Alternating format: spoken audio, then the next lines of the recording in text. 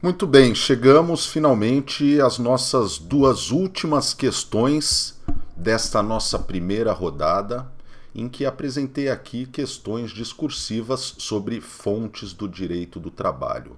Lembrando que em 100% ou quase isso dos concursos cai uma questão discursiva direta ou indiretamente afeta a matéria fontes do direito do trabalho.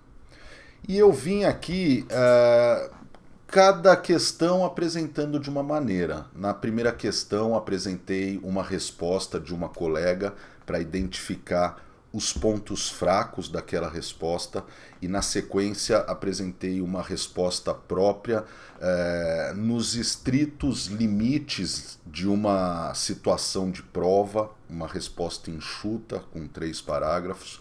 Na terceira questão, nós debatemos o tema, apresentamos hipotéticos espelhos de correção e agora nós teremos aqui duas últimas questões.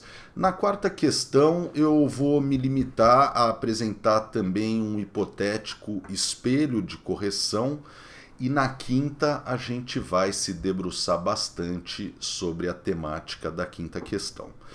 A nossa quarta questão é uma questão sobre conflito de normas no tempo. A convenção coletiva de trabalho vigente em São José dos Campos no período 2006-2008 para a categoria profissional dos metalúrgicos previa, corrijam aí, previa a estabilidade no emprego até a aposentadoria para as hipóteses de acidente de trabalho. Sem dúvida, uma previsão muito virtuosa num setor acometido por altos índices de afastamentos decorrentes de distúrbio osteomuscular relacionado ao trabalho, como tendinite. Então a gente tem uma norma coletiva prescrevendo garantia no emprego do trabalhador acidentado até a sua aposentadoria. Afonso, metalúrgico da indústria automotiva que se ativa na linha de produção, desenvolveu síndrome do túnel do carpo, tendinite, epicondilite, restando evidenciado o nexo causal com o trabalho, que desenvolvia junto a ponteadeiras.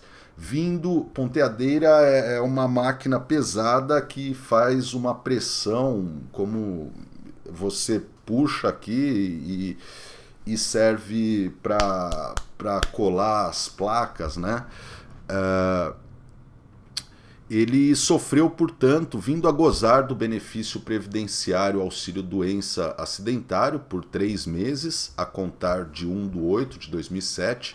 Portanto, ele preencheu os requisitos da estabilidade provisória decorrente do acidente de trabalho e tudo mais. No entanto, aqui ele passa a ter uma garantia até a aposentadoria por força da norma coletiva. No entanto, a cláusula que garantia o emprego ao acidentado até a aposentadoria não foi renovada na Convenção Coletiva de Trabalho do período 2012-2014.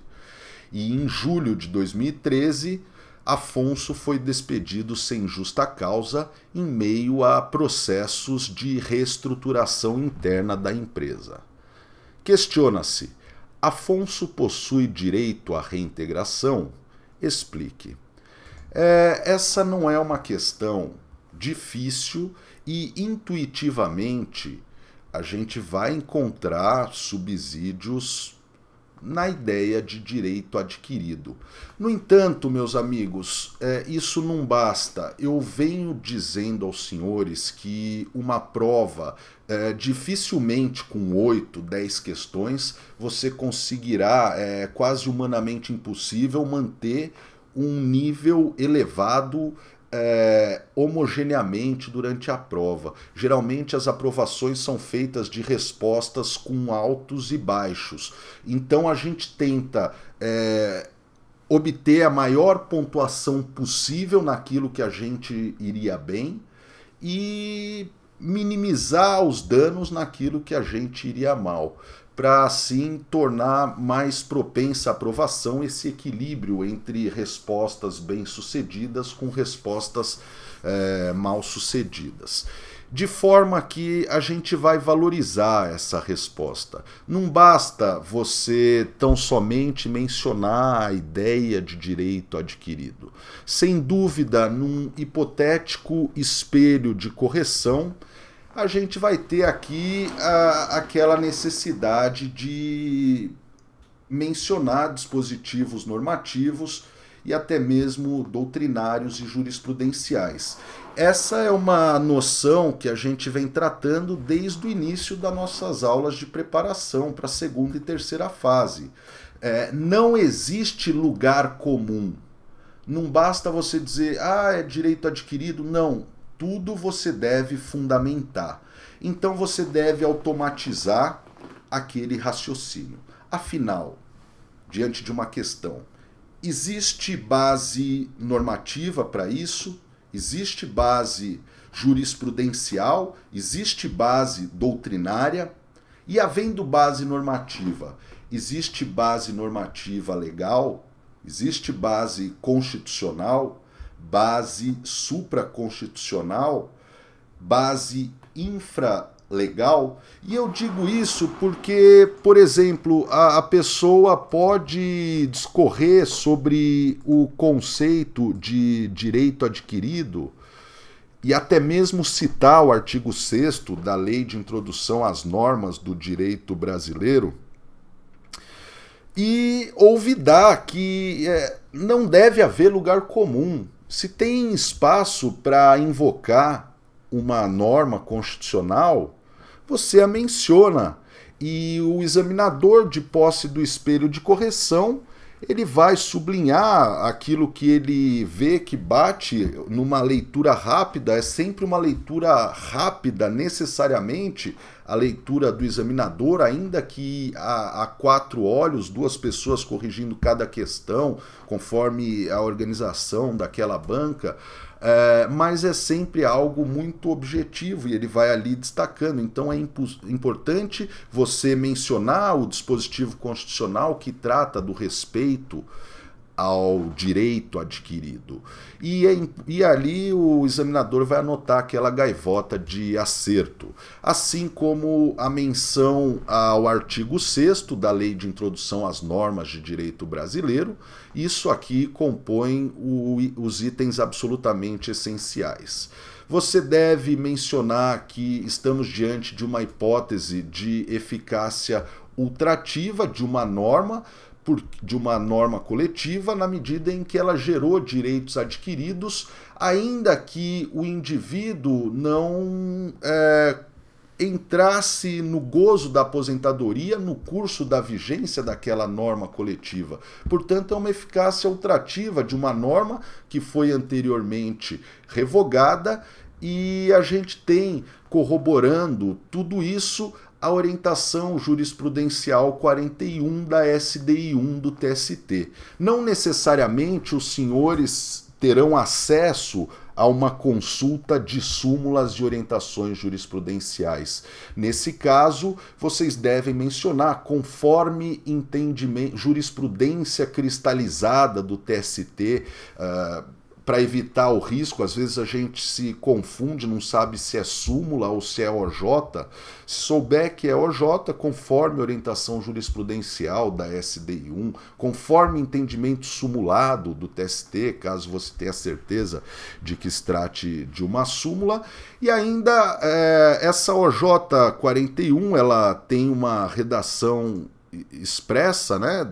No sentido dessa ultratividade. Vejam só, preenchidos todos os pressupostos para a aquisição de estabilidade decorrente de acidente ou doença profissional, ainda durante a vigência do instrumento normativo, goza o empregado de estabilidade, mesmo após o término da vigência deste. Então, a gente tem aqui a base normativa, a base jurisprudencial, e eu ainda farei um floreio. A gente está falando aqui de potencializar, de aumentar a nota de algo que já está bom para para compensar as oscilações normais negativas de uma prova. E nesse sentido, aí é um dado talvez não tão acessível, mas o que a gente tem aqui não é senão a aplicação da tradicional teoria do direito adquirido de GABA. Esse é o dado do nosso floreio. O floreio deve ser sempre pertinente, sempre interessante.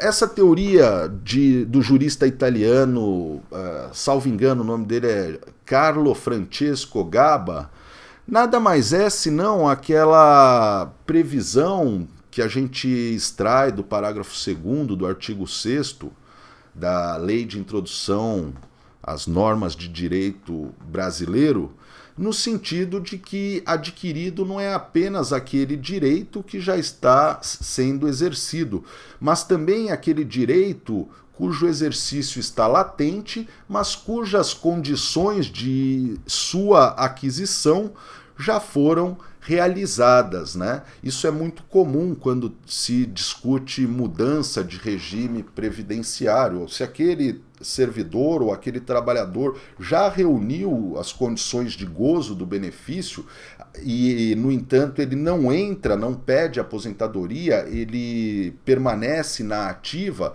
ainda que sobrevenha uma alteração do regime jurídico da sua previdência, ele não será afetado negativamente por essa alteração, pois ao tempo da superveniência normativa ele já havia reunido os requisitos para a aquisição daquele direito, teoria de GABA. Esse aqui é o nosso floreio dessa questão. E agora, meus amigos, a gente vai se debruçar sobre uma questão dramática. E é uma questão que eu já vi ser cobrada em ao menos 3 magistraturas do trabalho, já vi ser cobrado num concurso do MPT, já vi ser cobrado em concurso do MPF, em concurso da Magistratura Federal, que são questões sobre hierarquia de norma internacional. E eu vou me debruçar bastante sobre esse tema e peço até desculpas. Muito provavelmente ultrapassaremos a duração padrão de 30, 35 minutos dos nossos blocos de videoaula. Vamos a essa nossa última questão. Cobrada no TRT do Rio Grande do Sul. Grande abraço aí a meus amigos gremistas, colorados e todos os demais dessas plagas aí que sempre me recebem muito bem. Adoro o Rio Grande do Sul. Grande abraço a todos. Em que posição ingressam as convenções da OIT no ordenamento jurídico brasileiro e qual o processo necessário para que isso ocorra? Sucintamente, explique as diversas correntes doutrinárias sobre o assunto. Caiu no TRT4. E realmente gosto de Porto Alegre, das suas tradições. Eu já fui para o acampamento Farroupilha, conheci todos os pontos ali. Eu gosto muito de ir para lá. Bom, então a gente tem uma questão sobre em que posição ingressam as convenções do OIT no ordenamento jurídico brasileiro. Primeiro dado, amigos, a gente não vai aqui trabalhar tanto com a redarguição, isso a gente já trabalhou na primeira questão, aquela questão sobre o primeiro parágrafo, a importância do primeiro parágrafo para seduzir o examinador, para chamar a atenção, para que ele prossiga numa leitura atenta. A gente vai trabalhar com a ideia e depois eu vou lançar aqui um desafio aos senhores.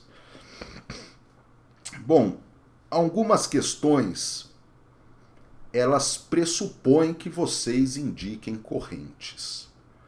E uma questão como essa tem pelo menos 4 correntes. Se você menciona uma, sua nota vai ficar abaixo da média.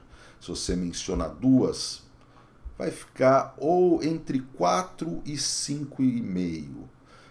Se você menciona 3, vai ficar entre 5 e 7. Se você menciona 4, aí você tem chance de obter as maiores notas, porque a sua resposta vai se destacando das demais. É evidente que vocês não devem generalizar tudo que eu digo e em todo e qualquer problema sair lançando um número imenso de doutrinas. Não é necessário haver uma pertinência com aquela questão. É necessário ter esse feeling. E aqui o examinador expressamente pede duas coisas: que você apresente as teorias, as diversas correntes, e que você seja sucinto. Então ele dá uma dica, uma questão boa para você apresentar essas teorias em itens. A, B, C, você faz ali um brilhante introito e na sequência apresenta as teorias. É dessa forma que você consegue condensar o texto e ser bastante sucinto. Bom, a teoria por trás dessa questão, eu vou aqui frisar mais o problema hierárquico do que o problema do rito. O rito é relativamente simples, já já a gente fala sobre isso. Mas o problema hierárquico, ele gravita em torno de pelo menos 4 dispositivos constitucionais. Aliás, 1, 2, 3, 4, 5 dispositivos constitucionais. O artigo 4º, inciso 2º, que em matéria de relações internacionais indica a prevalência dos direitos humanos. O artigo 5º, o inciso 67, que traz a grande discussão sobre a questão do depositário infiel. O parágrafo 2º, que trata de o chamada cláusula de abertura dos direitos fundamentais, e a gente vai ter aqui uma atipicidade dos direitos fundamentais, pois diz que os direitos e garantias expressos nessa Constituição não excluem outros decorrentes do regime e dos princípios por ela adotados ou dos tratados internacionais. É a chamada cláusula do bloco aberto de constitucionalidade. E o parágrafo 3º traz um procedimento específico para que a norma veiculadora de direitos humanos, a norma internacional, adquira posicionamento hierárquico correspondente ao de emendas constitucionais.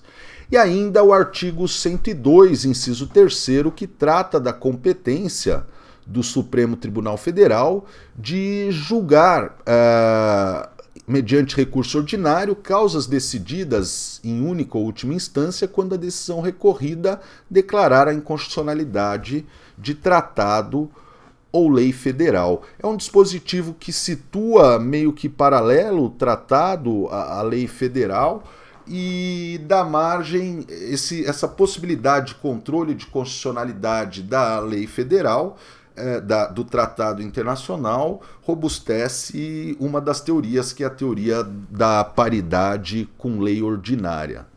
Bom, o que a gente tem é uma situação deveras complicada, meus amigos. A gente tem, entre alguns internacionalistas, a filiação a uma corrente que podemos chamar de teoria da supraconstitucionalidade. Juristas como Jorge Miranda, como Celso Bastos, como Hildebrando Ascioli, vão dizer o seguinte: o Brasil ele deve se reger pela prevalência dos direitos humanos. Somos uma ordem soberana coexistindo com várias ordens soberanas, e isso impõe a observância de normas de direito internacional que necessariamente devem ser verificadas por qualquer Estado na sua Constituição. Então a gente tem, nesse sentido, uma corrente que vai apregoar a ideia de supraconstitucionalidade. A gente vai ter, por incrível que pareça, a seguinte situação. essa é uma corrente que nunca foi muito prestigiada, porque a gente tem esses diversos dispositivos e o Supremo Tribunal Federal sempre considerou a Carta Constitucional como a instância suprema do ordenamento jurídico, partindo da clássica premissa da pirâmide kelseniana. É essa a nossa tradição.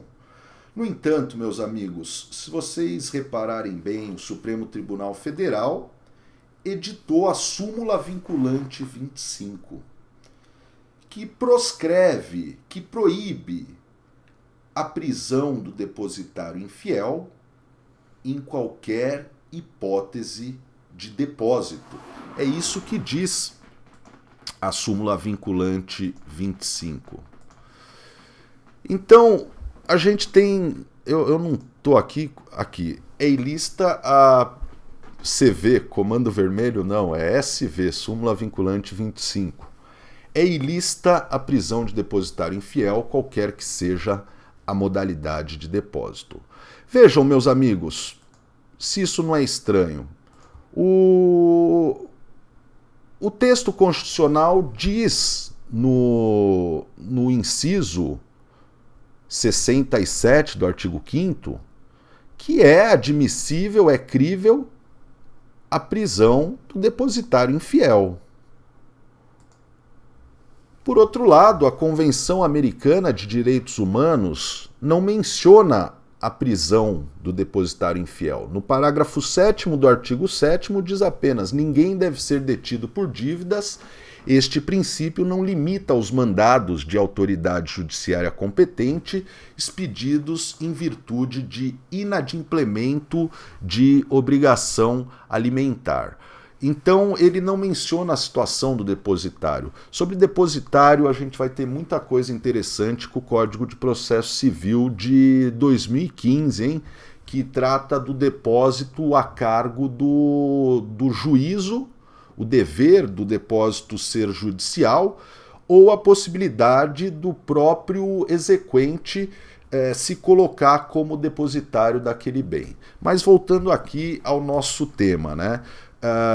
Então, a gente vai ter debruçando sobre a questão da prisão do depositário infiel, é editada a súmula 25. E aqui me parece, embora pouco se comente a esse respeito, que o Supremo acabou, não sei se de forma consciente ou não, reforçando essa teoria da supraconstitucionalidade. Ora, a Constituição admite a prisão do depositário infiel. E o tratado não. Mas deu prevalência a essa redação do tratado. Enfim, é o que nós temos na súmula vinculante 25. Outras teorias serão a teoria da paridade entre tratados e leis ordinárias. Essa sempre foi a teoria tradicionalmente prevalente no Supremo Tribunal Federal. Inclusive, quando do julgamento da ação direta de inconstitucionalidade, em que se debatia a constitucionalidade ou não da Convenção 158 da Organização Internacional do Trabalho, que trata de proteção no emprego, se debatia, foi levado em conta e prevaleceu essa teoria da paridade com lei ordinária para se fixar uma interpretação conforme a Constituição da Convenção 158 da OIT, que praticamente esvaziou o seu sentido, sob o fundamento de que o artigo 7º, inciso 2º, inciso 1º da Constituição Federal exige lei complementar para a proteção do trabalhador, a proteção do emprego em face da dispensa arbitrária ou sem justa causa, ao tempo em que a norma internalizada, no caso a Convenção 158, estaria sendo internalizada com um status similar ao de uma lei ordinária. E o fundamento para isso sempre foi o artigo 102 da Constituição Federal e também o fato do parágrafo 2º do artigo 5º não evidenciar expressamente qualquer status outro, e daí sempre foi esse o posicionamento reinante, status de lei ordinária para o tratado internacional, ainda que veiculador de direitos humanos. Pois bem, a gente vai ter uma tradicional teoria da paridade com a Constituição. Eu coloco aqui nesse slide Valério Mazzuoli, mas ele vai sair desse conjunto quando ele desenvolve a sua teoria da supralegalidade, né? Então a gente fica aqui apenas com Flávia Piovesan, com Ada Pellegrini Grinover. E inclusive esse era o posicionamento do ministro Celso de Mello em recurso extraordinário, em habeas corpus. Ele acabava sempre se curvando ao entendimento reinante no STF, no sentido de paridade com lei ordinária, mas mencionava que seu entendimento particular era de status similar ao de norma constitucional. E o fundamento jurídico para isso era uma interpretação teleológica e diria até pro homine do parágrafo 2º do artigo 5º da Constituição Federal.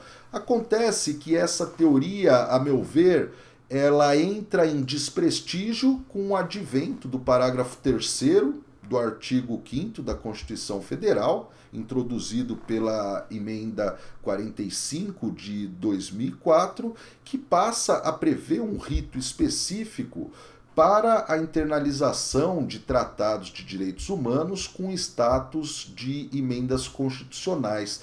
Então, esse parágrafo 3º veio para restringir o alcance do parágrafo 2º, estabelecendo, não, existe um rito próprio se você deseja dizer que essa norma possui status correspondente ao de emenda constitucional. E até aqui, até esse momento, a gente vai ter como um exemplo desse rito a forma como o Brasil internalizou a Convenção de 2007 sobre os direitos das pessoas com deficiência. Faço aqui o merchandising do nosso VADEME com Direito Internacional do Trabalho. E vocês podem procurar aqui facilmente no índice, né? E vão ver aqui que folhas 40... que essa convenção de 2007 sobre direitos das pessoas com deficiência foi internalizado através desse rito do parágrafo 3º do artigo 5º da Constituição Federal. Então perdeu um pouco, a meu ver, força essa teoria da paridade constitucional.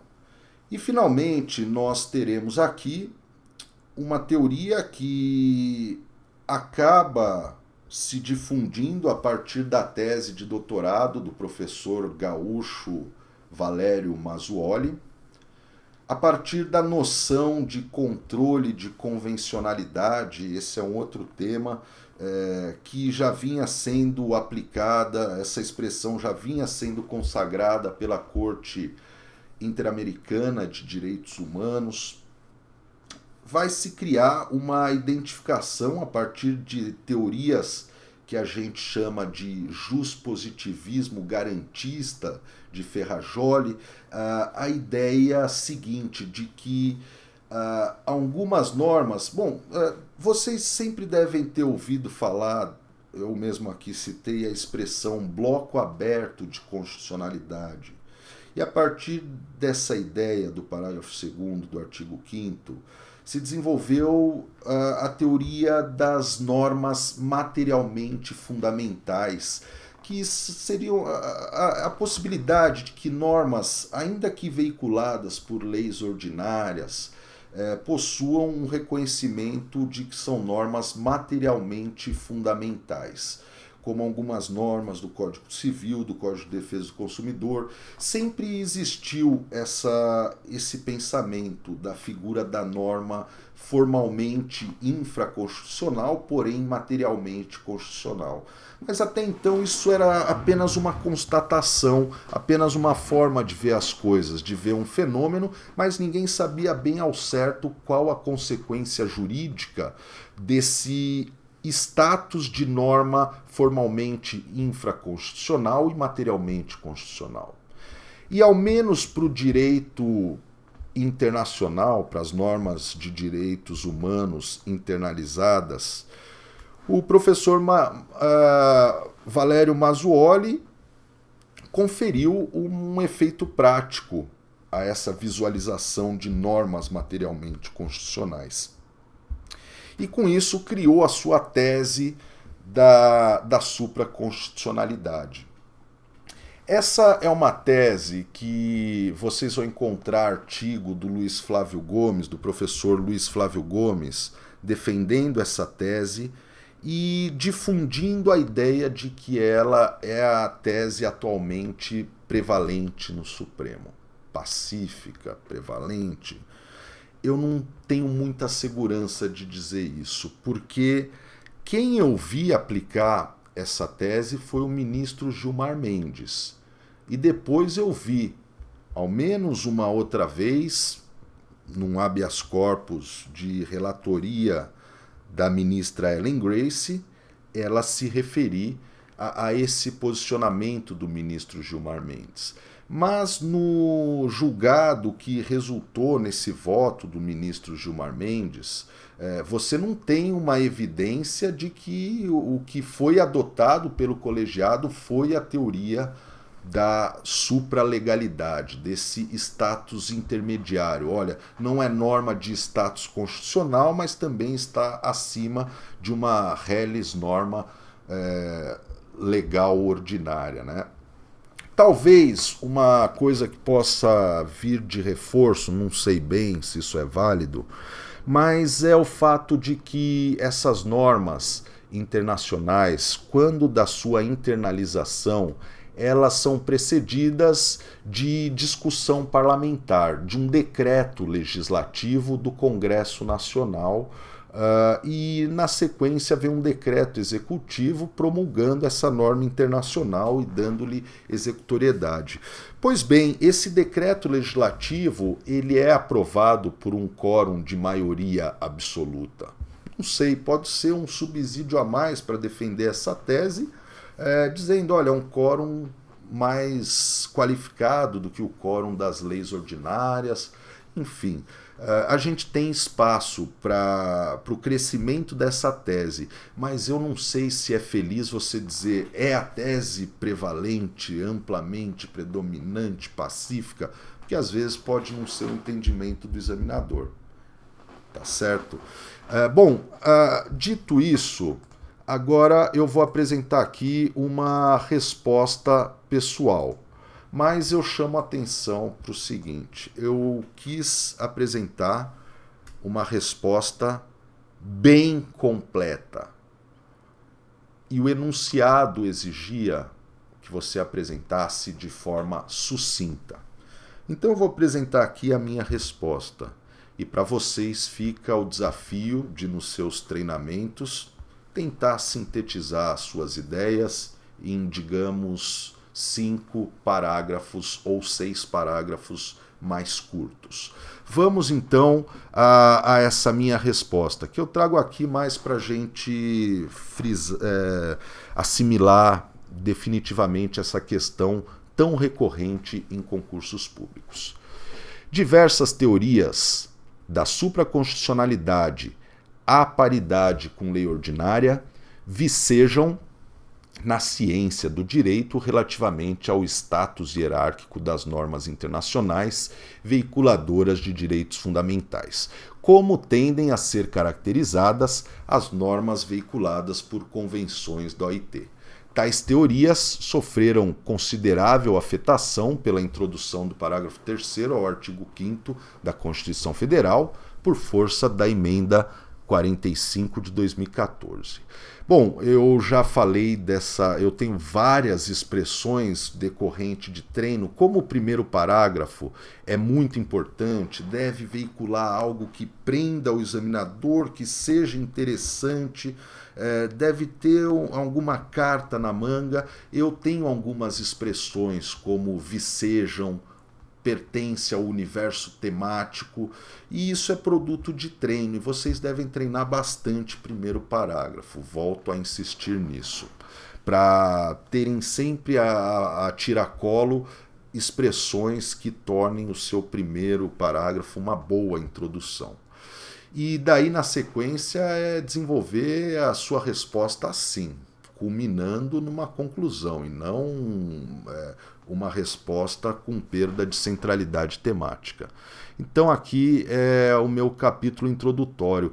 Por que eu fiz isso? Porque ficou meio estranho. Seria melhor se ele começasse perguntando sobre processo de internalização e depois questionasse sobre o processo, sobre o status hierárquico. Mas primeiro ele questionou do status hierárquico para depois questionar da internalização e depois voltar para o status hierárquico. Então, para seguir uma ordem, eu fiz uma introdução falando de status hierárquico e agora eu falo sobre internalização.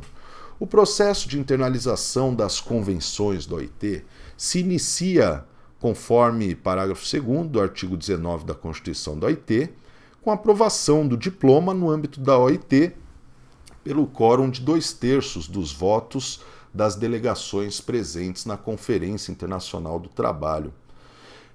Vejam, por isso que é importante norma internacional, é quase um consenso, é aprovada por quórum de 2/3, um quórum superior ao de emendas constitucionais, num ambiente polarizado por excelência, já que cada delegação é composta por um representante dos trabalhadores, outro dos empregados, polos opostos da relação de trabalho, e no meio 2 representantes do governo. Então deve-se dar muita ênfase a normas da OIT, porque elas são objeto de uma razão comunicativa efetiva, né? Então vamos aqui voltar, a gente está aqui na 4ª linha, né? Que eu explico entre parênteses. A delegação de cada país é composta por 2 representantes do governo, um representante dos trabalhadores e um representante dos empregadores que votam independentemente. Sequencialmente, considerando-se a teoria dualista adotada pelo Supremo Tribunal Federal e segundo o rito ordinário, procede-se à aprovação parlamentar por maioria absoluta do Congresso Nacional, que edita o respectivo decreto legislativo. É uma questão sobre como é a internalização, ela não pergunta sobre a ratificação é outra coisa. Então é editado o decreto legislativo. Então, por meio de decreto, o presidente da República promulga o tratado, conferindo-lhe executoriedade interna e determina a publicação na imprensa oficial tanto do decreto legislativo como do decreto presidencial.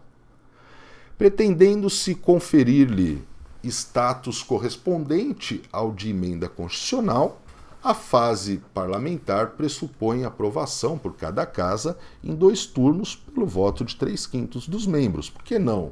Por que uma convenção da OIT não poderia, de repente, ser internalizada com status de norma constitucional? Não vejo razão, já que muitos diplomas da OIT veiculam normas de direitos humanos. Não todos, mas a sua grande maioria. Caso se considere que a convenção... Vejam, é uma resposta bem analítica, por isso que tem muitos dados, né? Analisando todo o problema. Caso se considere que a convenção não veicula normas de direitos humanos, uma convenção da OIT que não trate necessariamente de normas de direitos humanos. Considera-se que o diploma assumirá posição hierárquica equivalente à de lei ordinária na linha da jurisprudência histórica do STF e considerando-se o disposto no artigo 102, inciso 3º-C da Constituição Federal. Todavia, constatada que a Convenção veicula normas de direitos humanos, Duas serão as situações. Se a convenção, preliminarmente, na hipótese de adoção do rito preconizado pelo parágrafo 3º do artigo 5º da Magna Carta, a convenção da OIT assumirá status equivalente ao das emendas constitucionais. Não verificado tal rito, grande será a discussão doutrinária e jurisprudencial. É por isso que essa é uma questão tão problemática.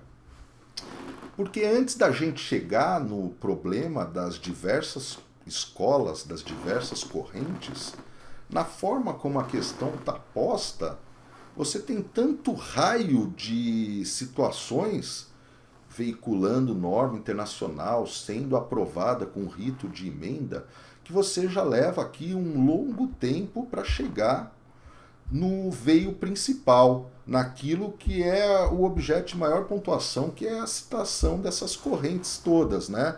Mas paciência, o examinador colocou dessa forma e fica aí o desafio para vocês buscarem uma síntese. É possível. Valorizem as palavras. Bom, então agora eu venho para as correntes, né? Vocês vão ter aí os slides, façam download dos nossos slides, imprimam, enfim. Em um polo extremo, juristas como Celso Bastos, Hildebrando Ascioli, Jorge Miranda, adotam a teoria da supraconstitucionalidade, ao fundamento de que são restritas as hipóteses de oponibilidade do direito interno à validade da norma internacional ratificada, conforme artigo 46 da Convenção de Viena sobre Direitos dos Tratados de 1969. E ainda, afinal, se você não pode opor direito interno como linha de princípio, isso é um indicativo de grande força da norma internacional. E ao entendimento de que o exercício da soberania deve atender às realidades das relações internacionais. Curiosamente, embora tal entendimento... Esse curiosamente ele está muito coloquial, busquem outra expressão. Mas, enfim, a ideia é essa mesma. Curiosamente, embora tal entendimento jamais prevalecesse no Supremo Tribunal Federal, ao editar a súmula vinculante 25 a proscrever a prisão do depositário infiel em qualquer modalidade de depósito, a Corte acabou implicitamente por tornar prevalente a redação do parágrafo 7º do artigo 7º da Convenção Americana de Direitos Humanos sobre o inciso 67 do artigo 5º da Constituição Federal, este que concebe a possibilidade, sim, de prisão do depositário infiel. Com base na redação originária da Constituição Federal e com suporte no artigo 5º, parágrafo 2º da Carta Política, Flávia Piovesan e Ada Pellegrini Grinover aderem à teoria da paridade do tratado com a Constituição. Este também o posicionamento do ministro Celso de Mello, manifestado no julgamento de sucessivos habeas corpus travados a respeito da possibilidade de prisão do depositário infiel, em que se cotejava a aplicabilidade do artigo 7º, parágrafo 7º da Convenção, com o artigo 5º, inciso 67 da Constituição.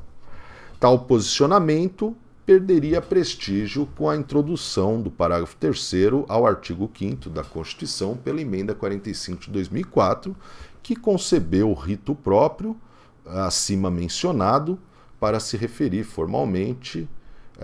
conferir formalmente o status de paridade constitucional, acima mencionado, porque há 2 parágrafos acima eu mencionei esse rito.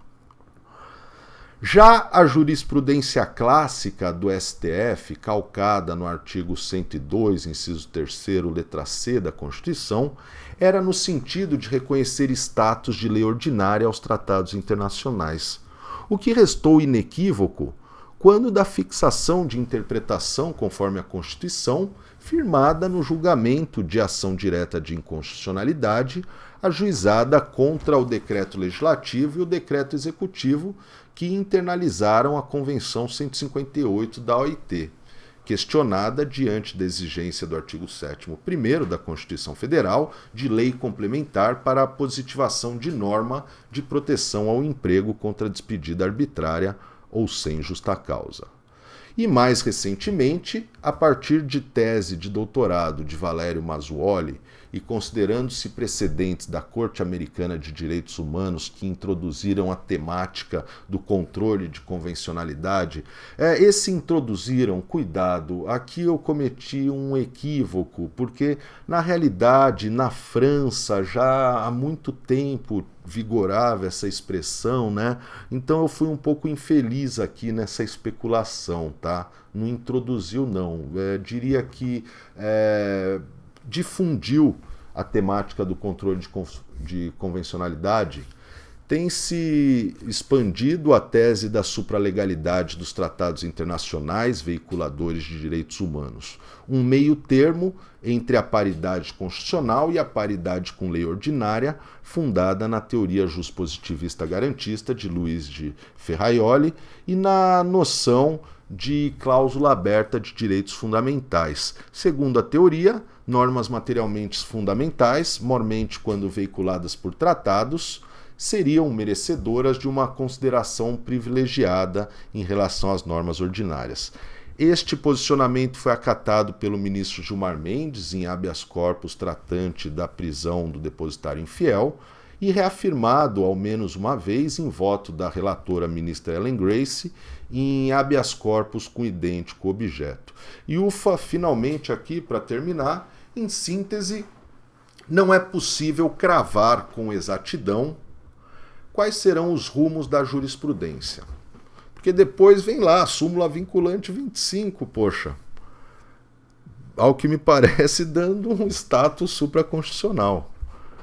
Mas é forte a tendência de consolidação da teoria da supralegalidade em matéria de tratados veiculadores de direitos humanos internalizados pelo rito comum.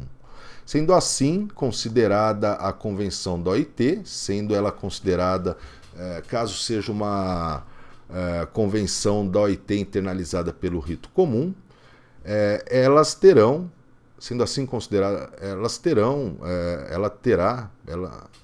esta teria, portanto, status supralegal, em que pese a redação aparentemente adepta da supraconstitucionalidade, constante da súmula vinculante 25. Meus amigos, acho que essa foi uma dureza aqui excepcional, mas a gente precisava trabalhar muito com essa questão, porque ela cai com tanta frequência, né? Que espero que vocês construam aí uma base em cima de 4 correntes no mínimo, pesquisem, tá certo? E até a nossa próxima rodada de resolução de questões discursivas. Grande abraço, meus amigos. Bons estudos a todos. Até já.